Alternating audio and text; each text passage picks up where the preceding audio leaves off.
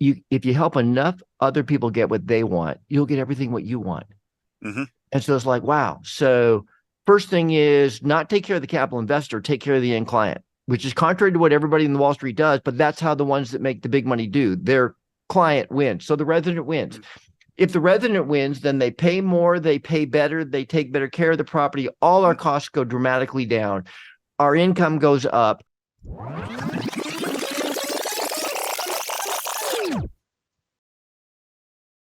Hey, everybody. Welcome back to the Richer Geek Podcast. I have the pleasure today to introduce John Burley. Now, John Burley comes from the world of Wall Street. He looks at money investing completely different from anyone else, and I can attest to this. He concentrates in the real estate sector. He's founded his private equity company back in 1989, and he's raised over $600 million. He's done thousands upon thousands of real estate deals and specializes in cash flow.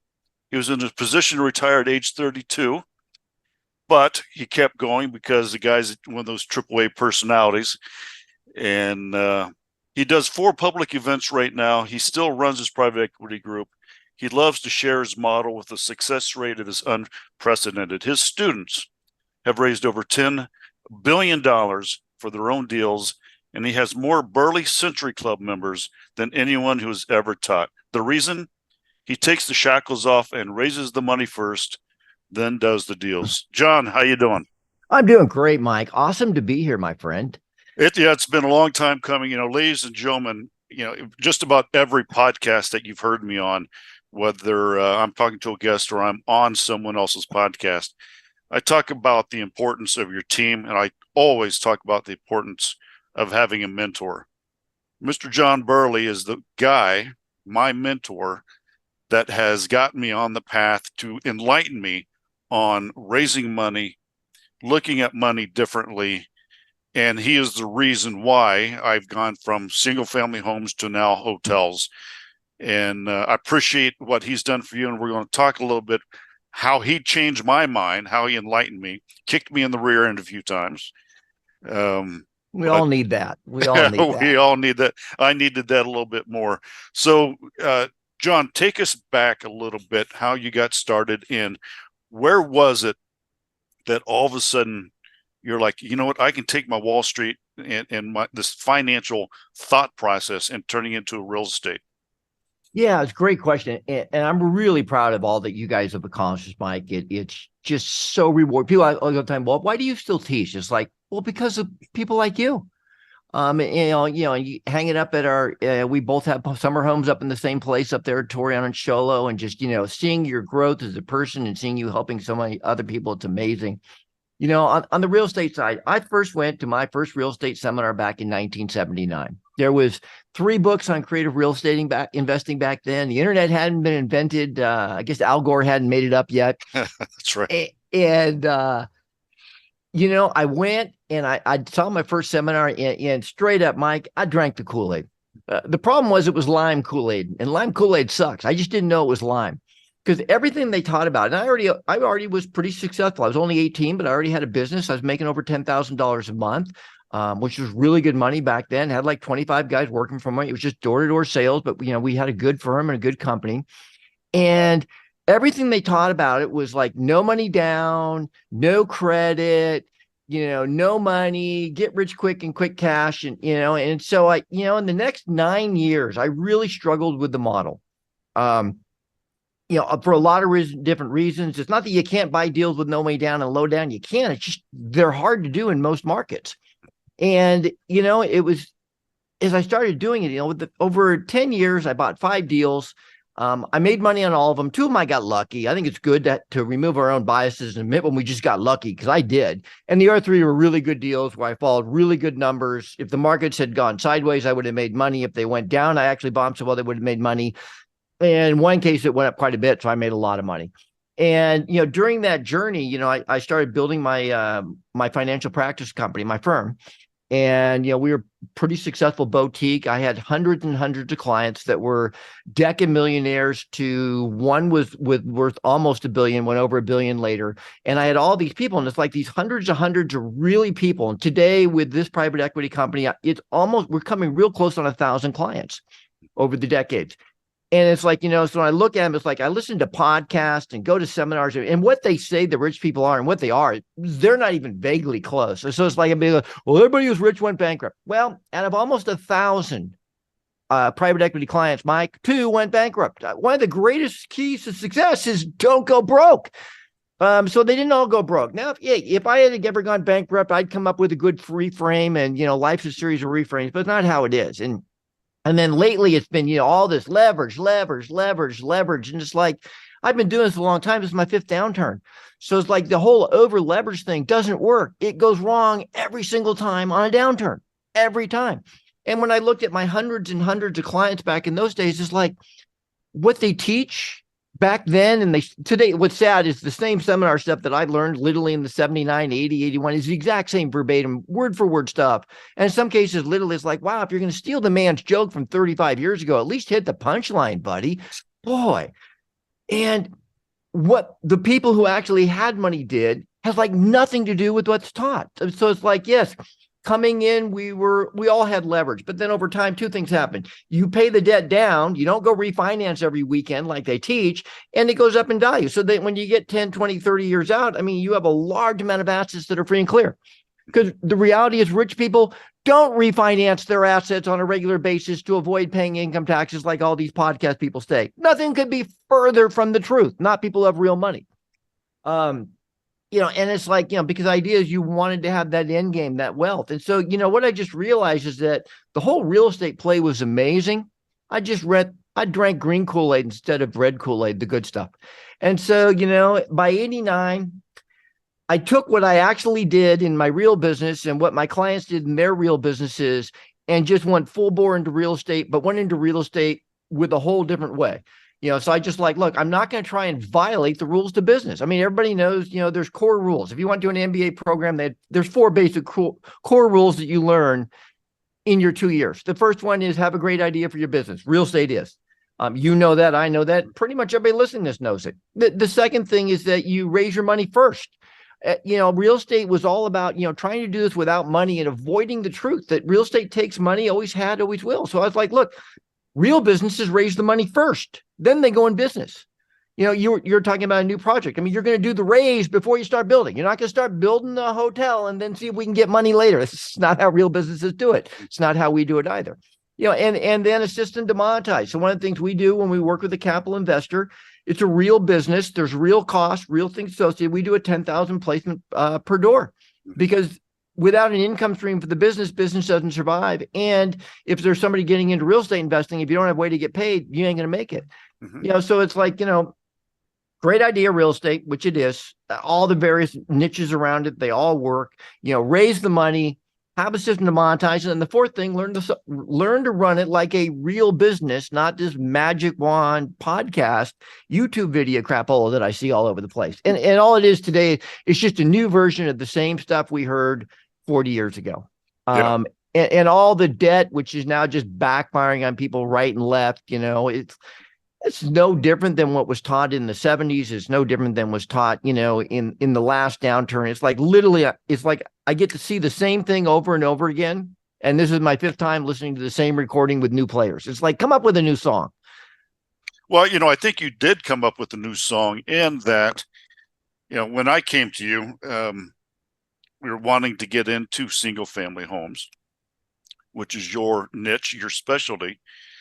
But tell the listeners what really enlightened me, and I talk about this all the time. You're not a landlord. Absolutely not. And the reason I'm not a landlord, I've been a landlord, and traditional landlording sucks. It's a completely adversarial relationship. And I don't like adversary in my life. And I learned that being in an adversarial relationship, those are choices. You don't have to be in adversarial relationships. You can reframe everything. So, traditional financial planning, what the financial planner wants and what the client wants are not in line. even in a fiduciary relationship, quite frankly, even more so in a fiduciary relationship. I was trained, and I came from the 2% of Wall Street that actually was for profit, not for fees. And if we didn't make money, we didn't get paid. So my entire company for 33 years now, it's based on if I don't make money, I don't get paid. People are like, oh, I wish my financial planner would do it. Yeah, I bet. But 98% would never consider it because they don't believe they can do it and they don't want to. And so everything we do is about making a return. So I knew I had to re-engineer and reverse it, what real estate was. So traditional real estate was, buy dumpy, cruddy houses, put people in, have them fail, move out, continually tenants and toilets, and, mainly seminars taught by Class C. And I learned, early 80s, I figured out what Class C stood for. It was crap. I mean, it is. And now they came up with D. I guess that's dog crap. It's like Class C is bad enough. We don't need to go below. And so we moved out of that. And it's like, wow. Nobody moved into one of my properties in the early days like, wow, this is it, Mike. The rental home of our dreams. We're going to be here for 30 years. In fact, almost everybody's like going, hey, we're saving up to get down payment or fixing our credit and blah, blah, blah.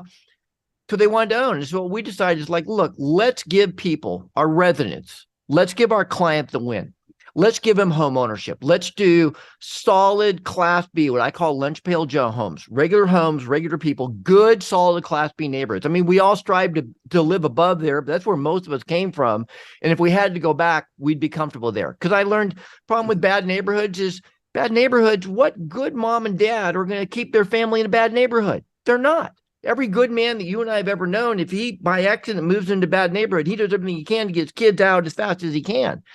So I wanted real neighborhoods for real people who needed help with financing. And so we provided owner financing. So we, in essence, gave them home ownership. So the whole adversarial landlord tenant doesn't exist. We don't have rental properties. We have homes that people own.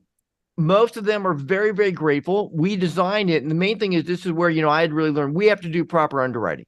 We can't just listen to sob stories. I can't put people in who aren't ready to own. I've got to really do my due diligence for both parties, not just for me, but for them. Because if I put them in, they fail, that's on me because I didn't underwrite them properly. So we've gotten the underwriting very sophisticated. My office, we've had 2,200 families that moved in, cashed out. My students have millions across the world. And of course, we have more and more happening literally every month. And people just cashing out and owning the home free and clear. So the idea was like, look, let's set it up where the resident wins every time. Let's set it up where they own the home. So now every time they pay, it's their home. They're taking care of it. Stereotyping, we use stereotypes because it's mostly true. And we're not on Fox or CNN right now. The reality is owners overall take much better care of their properties than renters. Owners pay much better than renters. And then, we don't put them underwater. So it's like, when we were in the 21, 22 there, most of my residents, Mike, they're about 40 FICO points away from a $600,000 loan. And I put them into a $300,000 home that they could afford. So it wasn't this Nirvana dream mansion with an adjustable rate mortgage. It wasn't all these things had to work out, nothing go wrong. It's like, here's your regular home that you can afford. And when you lose your job, because you will, because most people lose their jobs a few times, you can get another job and you can still keep your home. And so it was like setting them up to win, putting them in a home that they could really afford. And so, it comes from Zig Ziglar. Really, he was a dear friend of mine. You know who Zig was. I was blessed to share the stage with him about 30 different times. I knew him for over 30 years, originally as a student. And then, he was a mentor and then we became peers and he continued to be a mentor. I saw him to second last speech. I literally flew down to San Diego to see a friend who was dying and he was terminal and he, and I knew it and he knew it. And it was so great standing in the wings on the side of the stage, watching Zig one last time. Because he was the beacon. And there was so many Zigisms. My favorite has always been, if you help enough other people get what they want, you'll get everything what you want. And so it's like, wow. So first thing is not take care of the capital investor, take care of the end client, which is contrary to what everybody in the Wall Street does, but that's how the ones that make the big money do. Their client wins. So the resident wins. If the resident wins, then they pay more, they pay better, they take better care of the property. All our costs go dramatically down.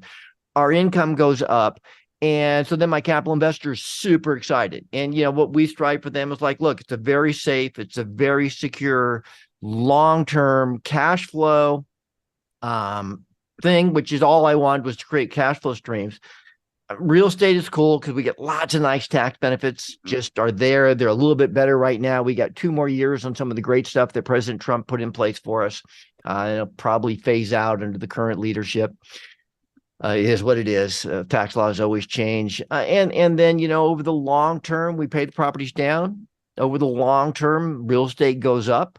So we make a really great rate of return for our capital investors, provide home ownership for everybody. And it took the adversary out of my life. And then it was just, how big do we want to scale it?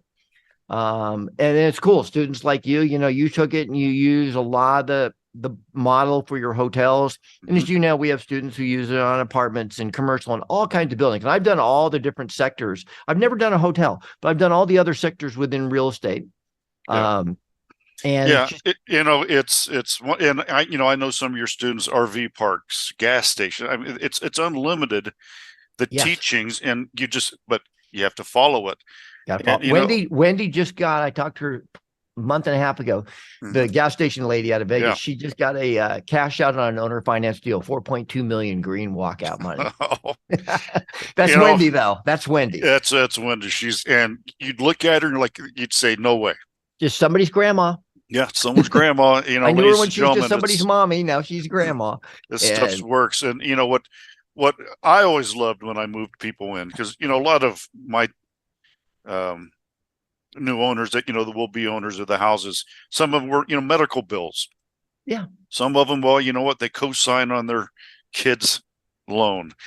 They meant well, but the bank said nope, not going to do it. Yep. And you give them that, and the look on their faces when they hand them the keys.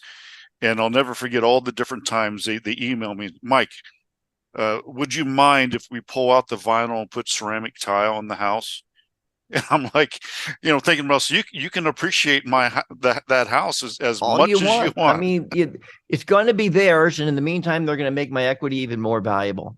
I think the one I love is the Christmas cards. People still mailing them. We have a large Mexican American population here in the Phoenix area, actually over 40% of our county, and about 55% of our residents are Mexican American heritage. Amazing culture, just amazing culture. And I literally have 7 families that bring me the tamales at Christmas, the good stuff, the homemade stuff, including the dessert ones, that only grandma knows how to make.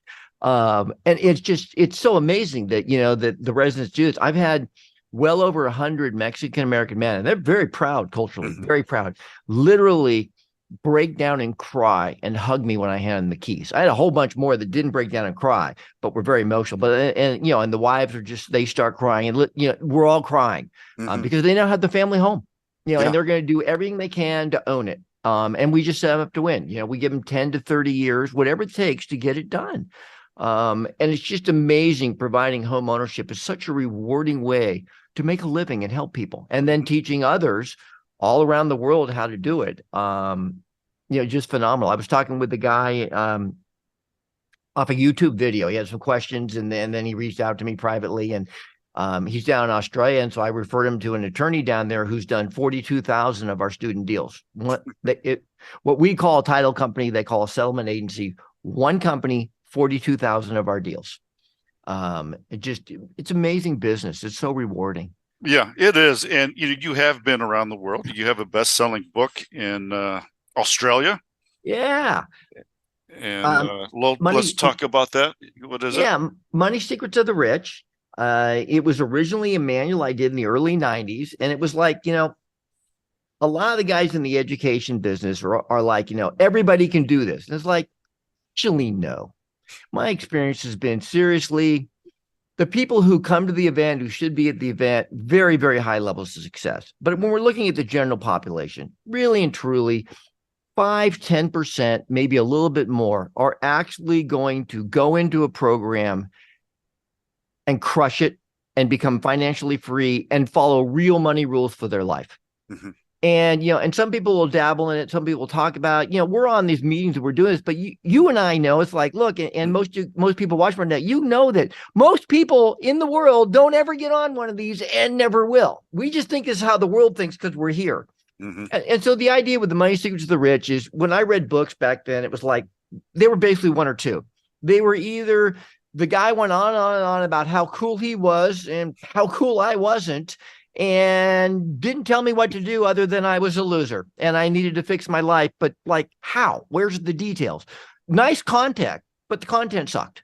And then, or the other ones that was so detailed and so analytical that after I got done reading the book, I was more confused than when I started. And it was just, to me, it's like going, why doesn't somebody just write a book and go, look, here's the problem and here's the solution. Oh, and by the way, here's the 800 number.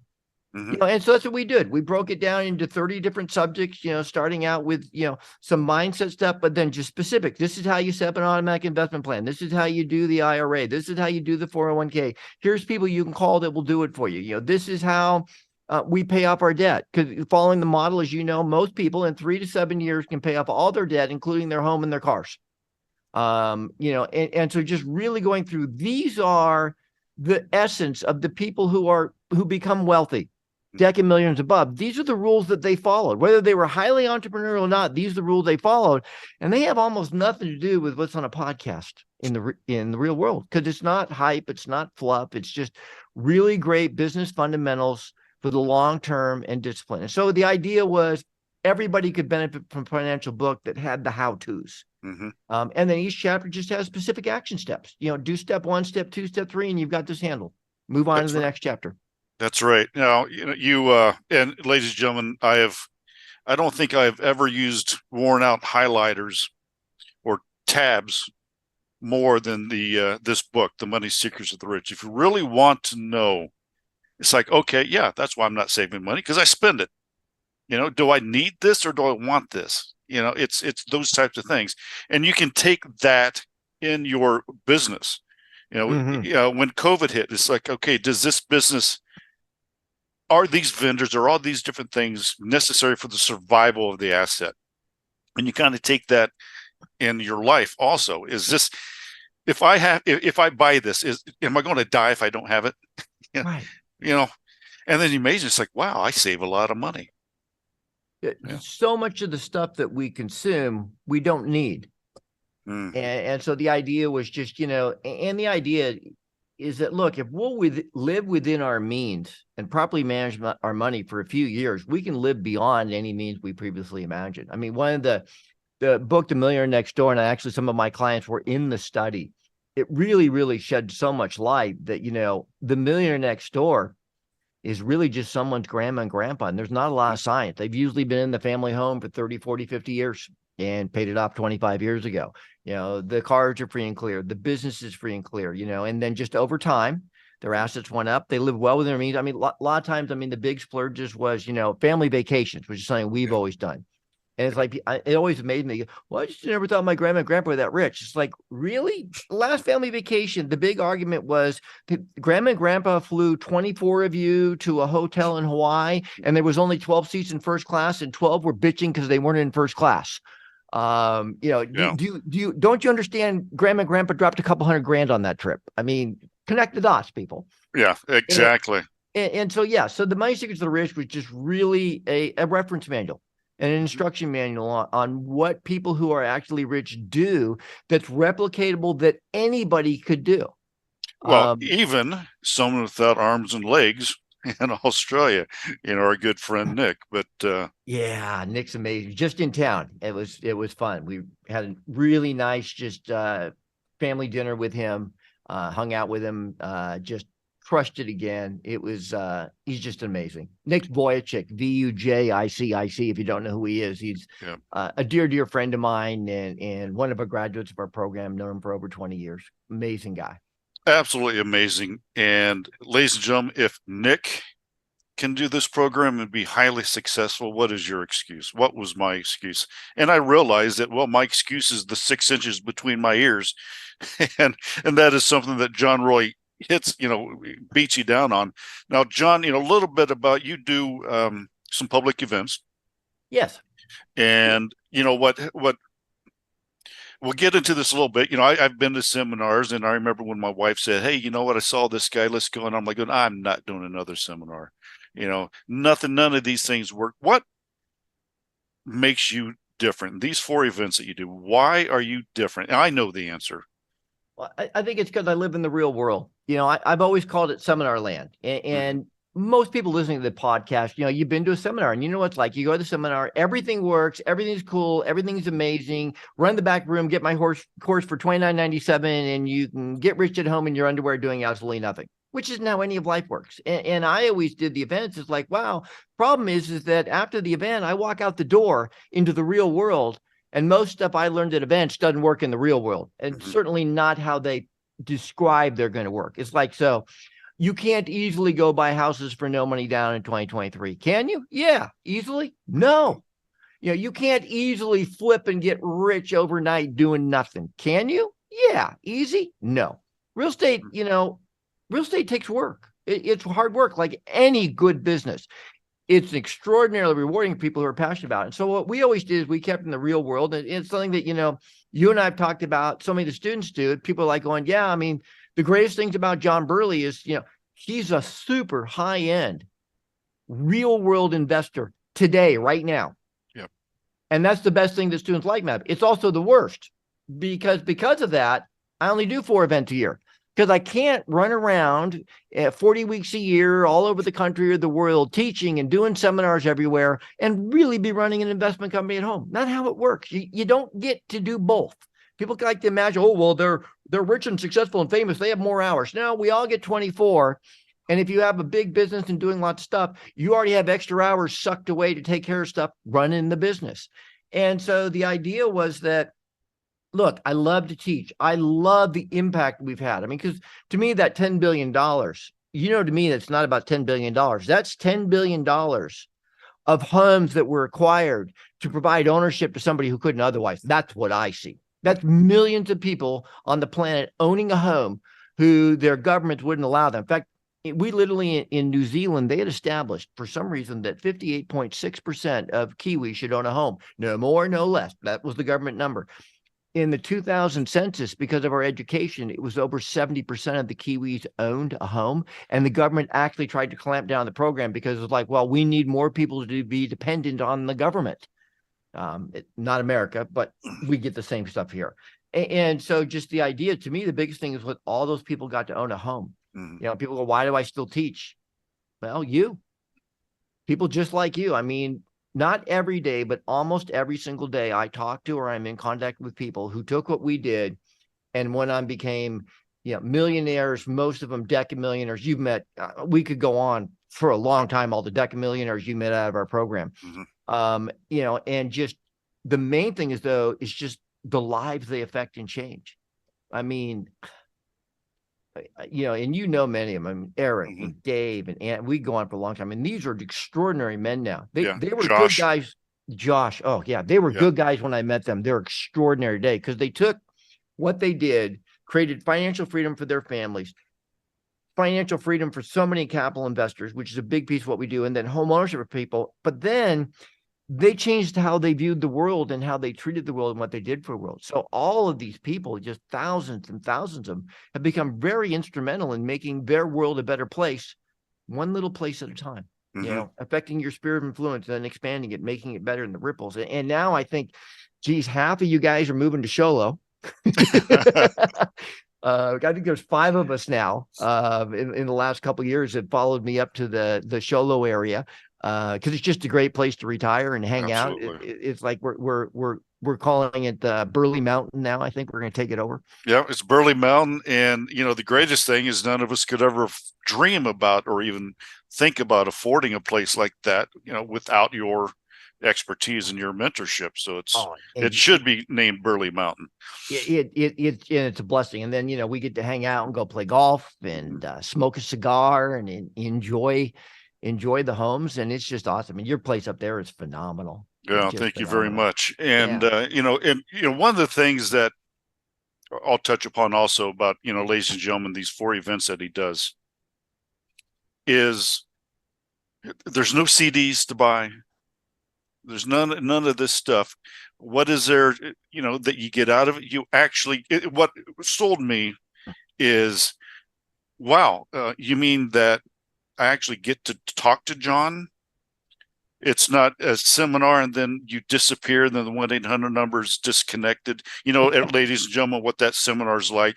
Or you're talking to someone in the Philippines and says, hold on, and you can hear the keyboard clicking because they're putting your question in a database to see what pops up to give you an answer. We actually get access to you, John. Is that, that's correct. And it's like each event is unique because the market's always shifting. I mean, obviously, what we were teaching in 17 or 18 when we first started working together versus 20 versus 23. Markets are very, very different. And to think that the same tired old stuff that's been out since the 70s would still work today, it's ludicrous because it doesn't. The market's constantly changing. Opportunities are constantly showing up. And so we're just always shifting with the market. We talk about what's coming up. Our next one is spring training, which is one of our big events. It's, April 15th through 17th, and then April 21st through 23rd. It's literally 3 days just on how we raise money. Whether it's a large raise, or what most people do is a non-security, working with capital investors from their own sphere of influence, how we set up the operation, how we do the business. We do a field trip to our bricks and mortar real estate building because it's a bricks and mortar business, people. We have an attorney in for a couple hours to go through it. And basically what I did is I did the same thing that I did with the houses with these seminars. It's like, okay, so what was everything missing from everything event I went to? And it's like, well, I mean, first of all, I need to answer questions for real. And I remember it was so painful when I was new. I was like, oh yeah, I got all the answers for you. Get my coaching program. And I bought them all. And it was always the same thing. It's like literally one of the first big programs they did. The guy was going to make $14 an hour. And he was in my small group by accident. And it's literally, he had never done a deal in his life. And I'm going like, and I just paid for this guy to be my coach. I mean, this guy, nice guy. This guy knows nothing about business. Yeah. He's stoked about a $14 an hour job in San Diego. He's broke. And so it's like, okay. And they always said the same thing. Go ahead and write those questions down and I'll get to them at the end. And when the end came, they left. So I always, as you know, I'm there early. I stay late. I also bring in a team of Century Club members, highly successful individuals who also stay and answer questions because it's a big piece of it. And being around people who are super successful is a big piece of it. They're a lot of work, which is why we only do 4 events a year. I love to do them, but I'm always going to have my roots in my core business, which is what I think everybody should be doing for themselves. Yeah, and that is another thing that is different, is that you are actually still involved in the business. Yeah. And you're not just a 24/7 seminar guy that watched HGTV, did 5 deals, and now he thinks he can teach. Oh boy, I saw one of those on Saturday. Yep. 5 deals, nothing. Nothing. That's right. Yeah, no, we love to just be in the real world and do it. I know right now, I mean, people are like, well, what are you doing right now? I'll tell you right now, we're modifying. Seminar Land always talks about buying houses subject to, which is where you take over the existing loans, but the loan stays in their name. And that works pretty good when they don't have equity. But that's not where we're at. So these people are going, oh, there's a tsunami of foreclosures. Well, actually, the numbers showed that we're at the lowest foreclosure rates in 40 years. There's no tsunami coming. This is not 2008. There's nothing that identifies as. And so what we're finding a lot of people, though, is like going, they'll take a haircut. I mean, so that it may be worth 400. They'll take 340, 350. But they have a $250,000 loan at 2.5%. They're not going to leave that loan in their name, but they will let me assume it. And the rules for assuming are much easier than the rules for getting a new loan.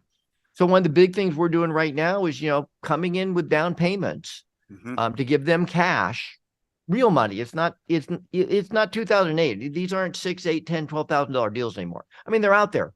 And if you're in the middle of, the Rust Belt or the Deep South where houses are $100,000, sure. But most of us are living in bigger cities these days, and the prices are quite a bit more than that. I mean, we can't work off 1980 numbers. Yeah. It's 2023. We're finding a lot of these, John's been putting offers in. We're putting offers in a lot of these that, and the main thing we're buying is the loan, because we're getting 2.25% to 3.5%, 30-year fixed loans that are 2 to 4 years in.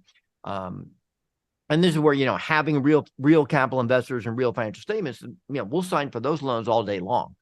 And then come in with whatever's required for money of the buyer, the seller, and closing costs, and buy it like a real deal, but take advantage of those older loans because they're way better than the 6.5% new loan we can generate today.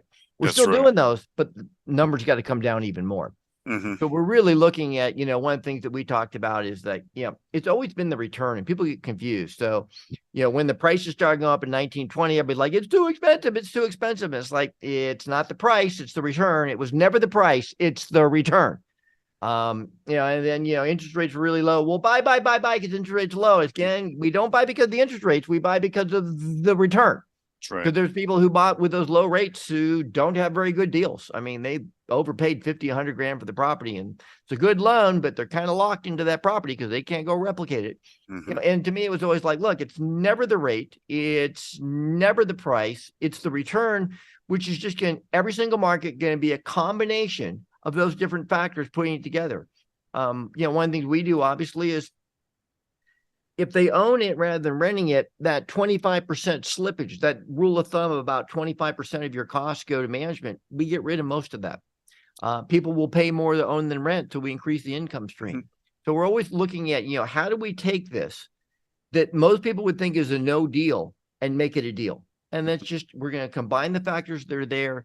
And the second weekend, the 21st through 23rd of April, we're going to go deep dive into deal making. Mm-hmm. How we find the deals, what the houses are, what the neighborhoods are, why we don't ever do toxic Class C. Also, why for investing, why we don't do Class A. The numbers don't work.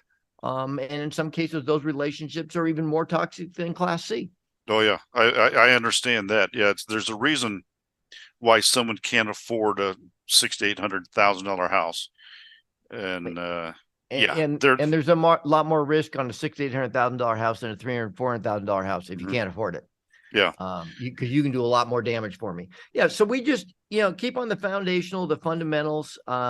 I love the markets we're in. There's a lot of softness. There's a lot of opportunities. I think that I love it. In a small way, I've been company with him in this regard throughout my lifetime, 3-4 times. Normally, just when we're moving into the big booms, the world says Warren Buffett doesn't know what he's doing again.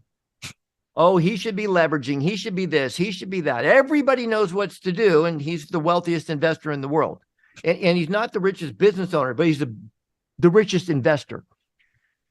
And I love when I'm in that company. I remember like, oh, yeah, no, Burley's not refinancing all his properties. He doesn't know what he's doing. Really, that's the third time I've been accused of that publicly, because I didn't refinance my properties in the 90s, and I didn't refinance my properties in 06, and I didn't refinance my properties in 19 or 20. Thank God I didn't. In the Valley, Mike, there was 10 to 12, 500 to 1,000 plus inventory guys in this Valley in 2008. In 2011, I was the only one standing because the main reason for all of them is they over leveraged. And then when the what hit the fan, there was nothing left to hold on to. And they took all that money out and spent. Well, that's what rich people do. Not at all. They don't go bankrupt. And they spent it and pissed it. And then the properties couldn't stand on their own. Or they'd gone with commercial financing so that they couldn't sell 5 houses to eat. The bank just swooped all the cash. They forgot to read the fine print. There you go. Which is why why we covered the fine print. Absolutely. Yeah, so just super exciting opportunities. I love where we're at right now. I love what's in the marketplace. And the thing that Warren Buffett always said really, really eloquently and well, he's been credited with saying thousands of things. Some of them he actually said. And this one he did. When others are greedy, 2021, be fearful. And then right now, when others are fearful, be greedy. We got an entire generation that's scared to death of losing money because they lost a third of everything they owned in 10. They just got whacked again with the downturn. And heck, Mike, now they're afraid to leave the money in the bank. That's good for us. It's never been a better time to raise money in my whole life. Absolutely. Yeah. Absolutely. Well, John, it has been a pleasure. How can people get a hold of you to learn more about these get-togethers of yours? Yeah, absolutely. Hey, for those of you guys that do social media on Instagram, John.Burley. So go to Instagram and you can follow us there. We on YouTube, John Burley.com. So JOHNBURLEY.com. We do pretty much every week. We put videos out. And if you have any specific questions or anything you want to know about, just ask it. In the next couple of weeks, I'll put up a video for you. Because I love to be able to connect and touch people that way. Facebook, we have the John Burley real estate page. And then you can go to johnburley.com. So JOHNBURLEY.com. There's a bunch of free downloads there. And it also gives you the schedule for the upcoming events. I'd love to see you when you come to an event. Make sure and tell me that we met virtually through Mike, because I'd love to get back to Mike and let him know who came out to the events because of him, because it's just awesome being here, Mike. Absolutely. Thank you so much, John. And ladies and gentlemen, that's it. I mean, we could have gone on for another hour or so because there's just so much knowledge in this guy's head. But we have to stop it now because it has to be about as long as your commute the next time you listen to this. So thank you, sir. I appreciate you coming on and have a wonderful day. Thank you, Mike. God bless everybody. Take care.